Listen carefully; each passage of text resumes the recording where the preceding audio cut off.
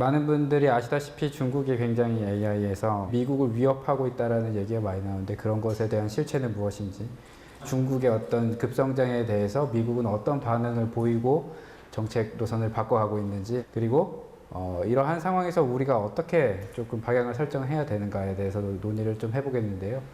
먼저 2019년도에 있는 글로벌 AI 트렌드를 먼저 좀 살펴보고요. 그다음에 미중 기술 패권 경쟁을 좀 보고 우리의 대응 방향에 대해서 말씀드리겠습니다. 글로벌 AI 트렌드에 대해서 제가 이제 보는 관점은 크게 두 가지입니다. 하나는 국제사회의 움직임이 굉장히 활발해졌다는 것과, 그다음에 기술 트렌드가 플랫폼과 차세대 AI 쪽으로 이제 진행이 되고 있습니다. 먼저 국제사회 움직임 같은 경우에는 이제 AI가 굉장히 높은 파급력을 갖고 있다는 것에 대해서 많은 동의가 이루어진 상황이고, AI가 인류의 이로운 방향으로 활용되어야 된다는 이제 그런 전제 조건에 대해서 다 동의를 하고 있는 상황입니다. 예를 들어서 AI 윤리, 안전성, 신뢰성 확보 같은 이러한 주제에 대해서 연구가 활발히 이루어지고 있고요. 특히 그것이 국제사회의 국제기구를 중심으로 이제 이루어지고 있는 상황입니다. 먼저 EU 같은 경우에는 지난 4월에 에틱스 가이드라인이라고 하는 윤리 가이드라인을 이제 선포를 했고요. OECD는 이제 AI 원칙이라는 것을 이제 공개를 했습니다. 지난 1월에는 이제 Beneficial Artificial General Intelligence라고 이로운 범용 인공지능 2019라는 이제 학회가 전 세계의 석학들을 모시고 일단 그 미래 삶 연구소에서 이제 개최를 했습니다. 여기서 이제 AGI란 도대체 무엇인가, 이것이 된다면 어떠한 형태일 것인가, 이것을 어떤 식으로 어떠한 형태가 될 것인가, 어떻게 개발해야 될 것인가, 이제 그런 것에 대한 담론을 다루는 내용을 진행을 했었습니다. 자료는 모두 공개되어 있기 때문에 이제 내용을 보시길 원하시면 이제 검색하셔서 들어가시면 됩니다. 기술 트렌드는 크게 두 가지입니다. 하나는 플랫폼이고, 하나는 이제 차세대 AI 투자 확대입니다. 이 차세대 AI 투자에 이제 방점을 찍고 있는 것이 미국이고요. 플랫폼 같은 경우에는 이제 중국이라고 볼 수 있습니다. 그래서 이제 중국 대 미국 이렇게라도 조금 볼 수 있고요. 이제 먼저 플랫폼 같은 경우에는 기계학습 플랫폼과 서비스 플랫폼 두 가지가 있습니다. 이제 아시다시피 AI 딥러닝을 하기 위해서는 굉장히 많은 계산 자원이 필요하고, 그 다음에 이제 굉장히 많은 모델을 학습을 시켜야 되기 때문에 이제 그러한 형태를 이제 기계학습 플랫폼이라는 형태로 구글 클라우드 머신러닝 플랫폼이나 ML 스튜디오 이런 것들이 지금 나오고 있는 상황이고, AI 서비스 플랫폼은 이제 서비스 단에서 직접 API 형태로 이렇게 이제 자신의 어플리케이션에 적용할 수 있는 뭐 시각 API, 안면 인식이라든지 혹은 사물 인식이라든지 그러한 내용들이 이제 플랫폼화돼서 이제 진행이 되고 있고, 번역, 그다음에 음성 인식 이런 것들이 굉장히 많이 나오고 있습니다. 이런 것들은 결론적으로는 AI 활용에 대한 진입 장벽을 완화해 준다고 볼 수 있고요. 이런 트렌드로 지금 진행이 되고 있습니다. 두 번째는 이제 차세대 AI인데요. 이제 2018년 9월에 미국의 고등 방위 연구 계획국인 달파에서 이제 차세대 AI 연구에 20억 달러를 투자하겠다고 밝혔습니다. 이제 뭐 크게 두 가지인데요. 딥러닝의 한계를 이제 극복하기 위한 연구들, 혹은 이제 정말 차세대 사람 수준에 버금가는 그런 인공지능을 개발하겠다라는 이제 그런 내용을 담고 있습니다. 뭐 예를 들면 라이프롱 러닝, 메타러닝, 뭐 설명 가능한 인공지능 여러 가지들이 있습니다. 이제 이러한 이제 기조의 변화가 이제 차세대 AI 연구에 대한 이제 관심과 투자가 확대가 됐다. 이 두 가지로 볼 수 있겠고요. 이 각각에 대해서 국제사회 움직임과 기술 트렌드에 대해서 조금씩만 더 살펴보겠습니다. 먼저 OECD가 지난 5월에 발표한 AI 원칙입니다. 이거에 대해서는 사실 보고서가 이미 공개가 되어 있고 한국어로도 이제 번역된 문서들이 꽤 있어가지고 읽어보시면은 내용을 파악하기 쉬운데, 여기에 담겨 있는 함이라든지 제가 바라보는 시각을 좀 말씀을 드리겠습니다. 먼저 크게는 두 가지입니다. 신뢰 가능한 AI 원칙과 신뢰 가능한 AI 정책과 급제능력. 밑에 거는 이제 투자나 뭐 일자리 문제, 이제 디지털 생태계 이제 활용 쪽에 이제 좀 어떤 식으로 활용을 해야 될지 그런 방향에 대한 얘기라고 한다면은, 이 신뢰 가능한 AI 원칙은 본질적으로 AI가 굉장히 잠재력이 강하다는 사실을, 잠재력이 높다는 사실을 이미 이제 좀 내포를 하고 있습니다. 그래서 뭐 투명성과 설명 가능성, 감검과 보안과 안전, 설명의 책임 이러한 것들이 사실 현재 시점에서 인공지능이 가능한 기술이 아님에도 불구하고 지금 이러한 논의가 진행되고 있다는 사실은 그만큼 인공지능에 대한 거는 기대가 크고 잠재력을 그 정도 그만큼 이제 인정을 하고 있다라고 해석이 되고요. 사실 가장 어려운 것이 인간 중심의 가치와 공정성입니다. 인간 중심의 가치라고 하는 거는 이제 어떤 식으로 표현하면은 이제 가치의 정렬이라고도 표현을 하는데 이제 스스로 생각하고 진화하는 AI가 온다고 한다면은 이것이 어떤 방향으로 가야 될 것인가, 그것이 인간의 가치와 보편적 가치와 정렬이 되었으면 좋겠다라는 식으로 이제 생각을 이제 하는 것을 이제 좀 중점적으로 바라보고 있습니다. 이제 국제사회에서 이제 일어나는 논의들이 뭐 예를 들면 자유, 평등, 박애 이러한 가치관을 어떻게 인공지능한테 정렬을 시킬 것인가, 이제 그런 문제에 대한 건데, 사실 그거는 굉장히 어려운 문제 중에 하나죠. 왜냐하면 그것이 진짜 컴퓨터 프로그램으로 알고리즘화가 될 것인가부터 시작해서 그것이 무엇인가라는 거에 대해서 우리 자체적으로도 명확한 정의가 없기 때문에 사실 이러한 원칙이라는 것이 어떻게 보면 굉장히 지금 현 수준에서는 달성하기 어려운 것들을 다루고 있지만 가치가 있다라는 걸 좀 반증해주는 그런 모습으로 좀 보여집니다. 예, 이제 그러한 의미에서 이제 지난 4월 28일에 스탠포드의 이제 휴먼 센터드 AI 리서치 센터에서 이제 AI가 인간을 강화시킬 것인지 침해할 것인지에 대한 좌담회가 열렸는데요. 여기에는 이제 역사학자 유발 하라리와 이제 심층학습의 대가인 스탠포드대 페이페리 교수가 와서 이제 좌담회를 열었습니다. 이 내용이 그렇게 길지는 않으니까 한번 보시면은 지금 우리가 이런 석학들이 어떠한 것을 고민하고 있는, 미래 인공지능 등에서 어떤 것을 고민하고 있는지를 확인할 수 있습니다. 먼저 유발 하라리는 이제 해킹을 할 수 있다라고 생각을 하고 있고요. 굉장히 부정적인 입장을 강조를 하고 있습니다. 예, 뭐 우스갯소리로 수식으로 이렇게 나타나기도 했는데요. 예를 들면은 나보다 나를 더 잘 아는 알고리즘이 선택에 관여를 할 것이다. 나에 대한 모든 정보, 감정이라든지 혹은 뭐 수면 시간이라든지 먹는 정보, 영양 정보 이런 것들을 다 데이터화해서 나보다 더 합리적인 결정을 할 수 있는 그런 인공지능이 온다면은 그야말로 그것은 개인의 어떤 그 인권이 다 모두 다 침해당하는 이제 그러한 인공지능이 나타날 것이다라고 바라보는 거고요. 뭐 그것이 뭐 나의 선택이라는 것이 뭐 오늘 점심에 뭘 먹지라는 것부터 시작해서 누구한테 투표를 하고 시험 문제는 어떻게 풀지, 어느 대학에 진학을 할지에 대해까지 굉장히 고차원적인 어떤 그런 질문들에도 그런 선택에도 관여를 할 수 있다는 것 자체가 인공지능이 그렇게 커져서 악영향을 미칠 수 있다라는 게 일단은 첫 번째 주된 이제 그 내용입니다. 페이페리 교수 같은 경우에는 아무래도 현재 필드에 있다 보니까 인공지능 기술이 독점할 수가 없고 모든 사람이 사용할 수 있는 그런 생태계가 열리고 있다. 아시다시피 대부분 오픈소스고요. 그 다음에 이제 현재 수준 자체가 굉장히 뭐 미래지향적인 얘기다. 인공지능이 인간을 침해한다는 것은. 그래서 뭐 이제 그런 것들 때문에 거의 굉장히 부정적인 입장을 취합니다. 유발 하라리의 주장에 대해서. 그렇지만은 이제 다각제적인 협업이 필요하다라는 거에 대해서는 강조를 하고 있습니다. 기술 트렌드로 보시면 AI 플랫폼 중에는 오토ML이 가장 뭐 적절할 것 같아서 이제 제가 좀 설명을 드리면요. 이게 오토 머신러닝이라는 거고요. 구글에서 개발한 이제 서비스입니다. 그러니까 결국에는 우리가 어떤 데이터를 수집을 했으면은 그 데이터를 학습을 시켜야 되는데, 학습을 시키면은 뭐 딥러닝을 한다고 그러면은 신경망 구조가 뭐 알파고는 13층이고 이미지 인식은 150층이고 200층이고 이제 그런 층수가 있고요. 그 다음에 학습률이라든지 뭐 드랍아웃이라든지 뭐 혹은 뭐 로스 펑션이 어떻게 되고 이제 다양한 하이퍼 파라미터들, 소위 이제 우리가 경험적으로 정할 수밖에 없는 초모수들이 많이 있습니다. 이제 그런 것들을 어떤 식으로 정해야 되는지는 사실 좀 공부를 해야 됩니다. 근데 이제 그런 것들이 어떻게 보면 진액장벽으로 이루어져 있고 그것들을 자동으로 정해주겠다라는 게 오토 ML의 이제 어떤 철학이라고 볼 수 있고요.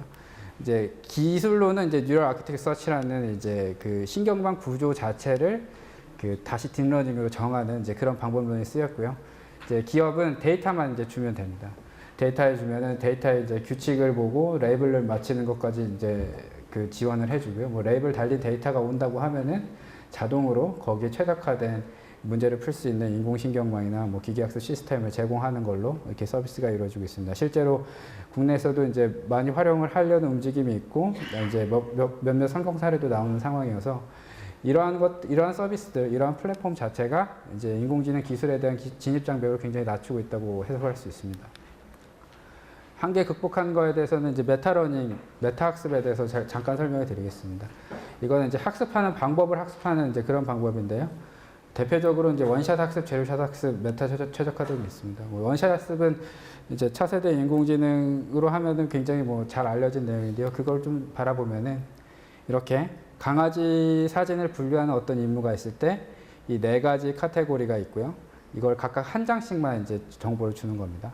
그래서 학습을 시키고 난 다음에 문제를 내면은 이 강아지가 셰퍼드다라는 거를 이제 해결하는 그런 임무인데요. 이제 이러한 구조에서 이제 얼마나 잘 맞출 것인가, 이제 그거가 이제 관건이고, 그것이 이제 이게 이미지가 한 장밖에 없어서 원샷이고요. 그다음에 학습을 할 때 학습에 필요한 이미지의 양이 한 장이니까 원샷이고, 없고 그냥 이 상태로 바로 니네들이 분류를 해봐라 하면은 제로샷이 되는 거고, 그다음에 소수의 몇 장을 쓴다 그러면 퓨샷, 뭐 이제 이런 식으로 진행이 됩니다. 그래서 이제 여기서 웨이라는 개념도 좀 나오긴 하는데요. 웨이는 이제 이게 분류가 4개니까 이제 4웨이 원샷 러닝 이제 이렇게 되고, 이러한 데이터들에 대해서 얼마나 성공적으로 학습시킬 수 있을 것인가, 이제 그런 것들이 리서치 퀘스천이고, 결국에는 이게 지향하는 바는 적은 데이터로도 학습을 시킬 수 있을 것인가에 대한 내용입니다. 아직 실험실 수준의 내용이 많아서 실제로 우리가 생각하기에 진짜 적은 데이터로 이걸 학습할 수 있을까에 대해서는 아직 물음표는 많이 있는데, 차세대 AI라는 것의 예시 중에 하나인 뭐 메타 학습이 이런 방향으로 진행되고 있다라고 말씀드릴 수 있을 것 같습니다. 예, 이제 기술 패권 경쟁에 대해서 설명을 드리겠습니다. 굉장히 좋은 책이 하나 있습니다. 현재 지금 중국이 얼마만큼 잘하고 있는지를 가늠할 수 있는 도서로 AI 슈퍼파워를 강력하게 추천드리고요. 예, 중국이 어떤 문화를 가지고 AI에서 강국이 될 수 있었을까에 대해서 이제 논의를 굉장히 자세하게 내용이 나와 있으니 한번 보시면 좋을 것 같습니다. 그 내용에도 일부를 요약해서 이제 중국의 상황을 좀 요약을 해볼 거고요. 먼저 미국입니다. 미국이 이제 트럼프 행정부가 들어서가지고 아메리칸 퍼스트라는 그 기조가 인공지능, 사실은 과학기술 전반인데, 인공지능에까지 지금 그 반영이 되어 있습니다.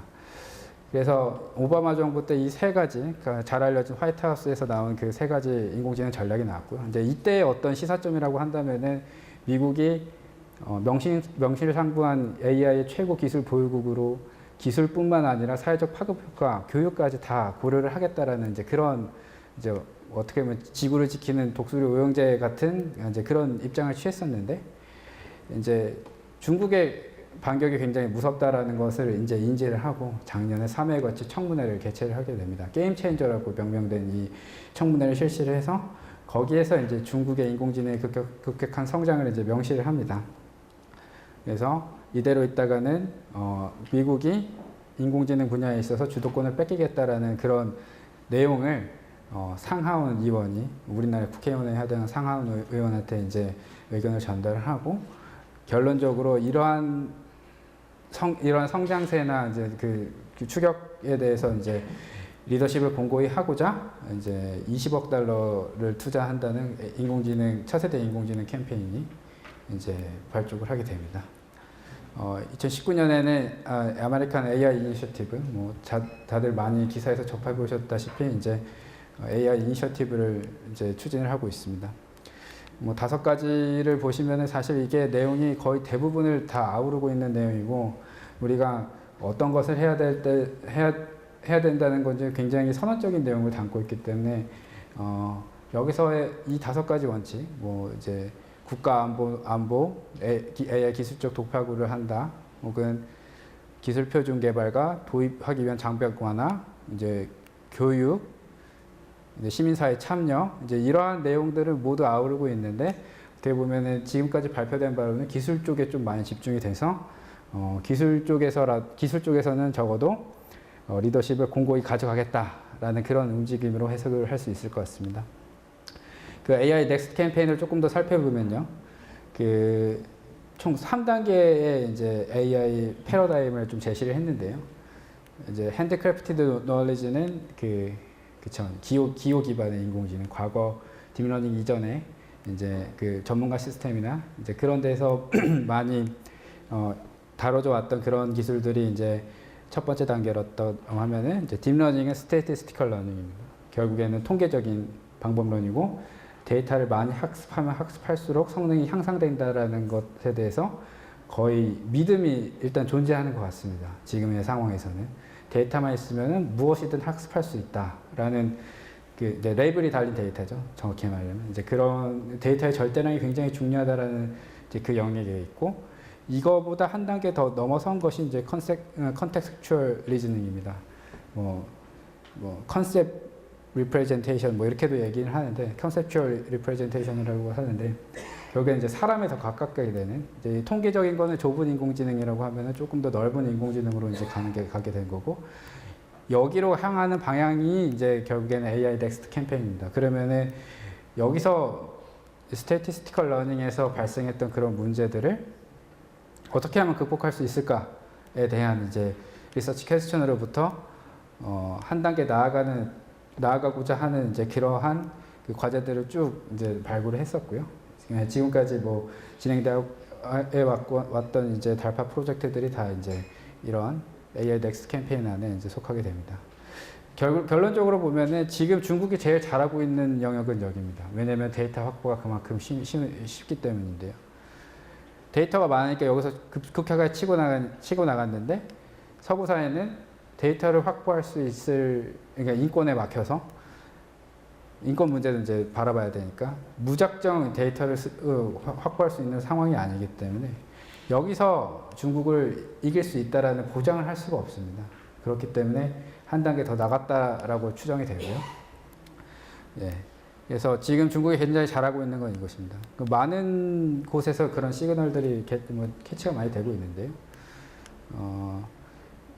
이 중국의 전략적 접근, 여기는 이제 그 AI 슈퍼파워를 조금 요약을 했습니다. 일단은 가장 큰 거는 이제 상대적으로 유연한 데이터 활용 규제 때문에 이제 인공지능 관련 산업, 데이터를 학습해서 하는 이제 그런 산업이 활성화가 되고 있고, IT 산업 발전도 굉장히 독특합니다. 예를 들면은 뭐 신용카드 단계를 건너뛰고 바로 모바일 시스템을 도입을 했다든가, 네. 하고 이제 가장 중요한 내용은 저는 이거였던 것 같습니다. 데이터가 많은 중급 인공지능 개발자가 데이터가 적은 고급 인공지능 개발자보다 고성능의 인공지능 시스템을 개발할 가능성이 높다라는 말에 이제 10분 공감을 하고요. 그게 통용되는 데는 이 스태티스티컬 러닝입니다. 그래서 그것을 극복해 나가겠다라는 것이 바로 그 다음 단계인 그 컨텍스추얼 리즈닝에 대한 그 투자가 미국의 입장인 거고요. 그래서 중국이 이제 미국을 따라잡기 위해서 사실 데이터로 메우는 형국이라고 저는 판단이 됩니다. 기업 문화에도 많이 차이가 있는데요. 뭐 실리콘밸리와 중간촌을 많이 비교를 하는데 실리콘밸리는 이제 굉장히 카피캣에 대해서 부정적인 입장을 취하고 그런 데서 발생하는 혁신에 대해서 좀 무시하는 경향이 있는데 중국은 이제 어쨌든 살아남으려면은 베끼든 뭘 하든 검투장의 검투사처럼 이렇게 기술을 습득하지 않으면은 이제 도태된다라는 이제 그런 역동성이 있었기 때문에 결국에는 문화적인 측면과 그다음에 지금 규제적인 측면 그런 것들이 좀 복합이 돼서 인공지능에 지금 굉장히 많은 성과를 내고 있다고 판단을 할 수 있습니다. 주요 정책은 아까 이제 많이 설명을 드렸었기 때문에 넘어가도록 하겠습니다. 우리의 대응 방향입니다. 네, 이게 이제 사실 PW에서 좀 오래된 내용이긴 한데 2030년까지 인공지능이 세계 GDP의 15.7달러를 기여를 하고 중국이 26%, 미국은 14.5%를 차지할 것이다 라고 밝혔습니다. 뭐 이게 뭐 반드시 맞다, 틀리다 뭐 그런 얘기를 떠나서 그만큼 중국과 미국이 인공지능 분야에서 차지하는 위상이 크다라는 것을 의미를 합니다. 우리의 현황을 보면은 우리도 적극적인 대응을 하고 있습니다. 4차 산업혁명위원회, 뭐 2016년에는 지능정보사회 중장기 종합대책, 작년 5월에는 AI R&D 전략, 올해 1월에는 데이터 AI 경제 활성화 전략, 다양한 정책적 대응이 이루어지고 있습니다. 근데 이제 정량적 현황을 보면은 이제 대부분의 지표에서 한 12에서 15위 사이고 비중은 1% 내외입니다. 사실 뭐 아까 김진영 교수님도 말씀하셨듯이 알파고 이전에는 사실 맥이 많이 끊겼기 때문에 이제 그때의 어떤 통계 자료를 보면은 사실 낮은 건 어쩔 수 없다고 생각이 되고요. 이제 미래에는 이런 비중들이 좀 올라와서 이제 순위권이 좀 올라야 된다는 이제 그런 정책적 방향이 있어야 되지 않을까라는 생각을 하고 있습니다. 맥킨지 보고서에 따르면은 이제 우리는 2그룹에 속해 있습니다. 1그룹은 이제 미국과 중국, 2그룹은 이제 AI를 적극적으로 도입하여 경제 성장 동력으로 활용하거나 인건비 절감을 위해 단순 노동에 자동화를 할 수 있는 그런 국가로 이제 분류를 했고요. 여기 표에 보시면은 뭐 다양한 지표들이 있는데 뭐 AI 투자, AI 뭐 연구 활동, 그다음에 뭐 디지털 트랜스포메이션, 뭐 노동시장 구조 이제 여러 가지가 있는데 녹색은 이제 평균보다 위고 회색은 평균 정도고 이제 파란색은 평균보다 낮은 상황입니다. 우리나라는 전반적으로 평균 정도 수준에 있는 어떤 그 경제적 파급 효과를 갖고 올 수 있는 어떤 지금 현재 기조를 갖고 있고요. 이러한 상황인데 우리가 중국과 미국을 따라잡는다고 얘기한다는 것은 어떻게 보면은 조금은 무리한 얘기지 않을까라는 싶은 생각이 많이 들고 있습니다. 왜냐면은 규모에서도 차이가 많이 나고 집중도에서 차이가 많이 나기 때문에 어떻게 보면은 이 그룹에서 어떻게 잘할까를 생각하는 것이 더 현실적일지 모르는 그런 생각입니다. 생각이 이제 많이 듭니다. 그래서 우리의 정량적 AI 역량 같은 경우에는 대부분 10위권에 형성되어 있고, 인재수도 한 15위. 네, 이거는 이제 스크프스랑 19개 AI 관련 학회 논문, 뭐 특허에서 추정을 했고, 엘리먼트 AI라는 이제 글로벌 AI 인재 보고서에서는 우리나라 고급 AI 인재 수가 345명이다. 이제 11위 정도. 이제 AI 연구 역량 저 연구소에서 발간한 보고서에서는 이제 대부분 9위에서 한 12위 사이에 이제 걸쳐 있는 걸로 이제 파악이 됐습니다. 그래서 저는 이제 좀 두 가지 방향으로 이제 그 대응 방향을 말씀을 드리고자 하는데요. 먼저 제가 이제 이 도표를 먼저 설명을 드리겠습니다. 2018년까지 국가 R&D 과제를 NTIS에서 다 이제 그 데이터 요청을 하면 다운을 받을 수 있는데 한 6만 건 이상에 대한 전체 R&D에서 AI가 관련된 이제 키워드, 그러니까 이제 거기에 과제 키워드가 있는데 그 키워드에서 인공지능 관련된 키워드가 포함이 되어 있느냐 안 되어 있느냐를 보고 이제 개수를 좀 세봤습니다. 개수를 세봤는데 굉장히 빠른 속도로 굉장히 빠른 속도로 증가를 하고 있고 이제 여기서 이게 트렌드가 있다는 거죠. 인공지능을 많은 분야에서 쓰겠다라는 이제 R&D 주제로 삼고 있다라는 어떤 그러한 방향이 일단은 보여지고 이제 이 2473건에 대해서 그 과학기술 표준 분류 체계에서 바라볼 때 이제 전통적인 인공지능이라고 볼 수 있는 정보통신의 비중이 굉장히 일정하게 나타났습니다. 그러면은 2473건에서 한 반 정도를 빼는 한 1200건 정도들이 정보통신 분야가 아닌 다른 분야로 많이 확산됐다는 것을 알 수 있고요. 이것은 어떻게 보면은 시장의 수요가 그러니까 R&D의 어떤 주제의 수요조차도 AI가 굉장히 큰 화두기 때문에 많이 적용을 하고 있다라고 판단을 할 수 있습니다. 그래서 딱히 AI를 더 잘해야 된다는 R&D 지원 정책이라든지 그런 거라기보다는 이미 이제 많은 분야에서 R&D를 주제로 삼고 가고 있기 때문에 이제 그런 부분들은 이미 움직이고 있다라고 판단이 됩니다. 그렇다면은 우리가 정책적 방향으로 해야 될 것은 아까 혁신의 기반이라고 말씀해 주셨는데 그 혁신의 기반이 되는 내용들이 이제 중점적일 것 같습니다. 데이터 활용과 개인정보 보호라든지 신산업과 기존산업의 갈등 이런 것들을 해소할 해소하는데 정책적 방향들이 좀 더 집중이 됐으면 좋겠다라는 이제 그러한 방향을 이제 제시하고자 합니다. 그리고 두 번째는 국제사회가 어쨌든 신뢰 가능한 AI에 대한 강화, 이제 이러한 주제가 이제 화두로 왔기 때문에 몇 가지 우리가 이러한 것도 고려를 해야 되겠다라고 싶은 것들을 좀 소개를 시켜드리겠습니다.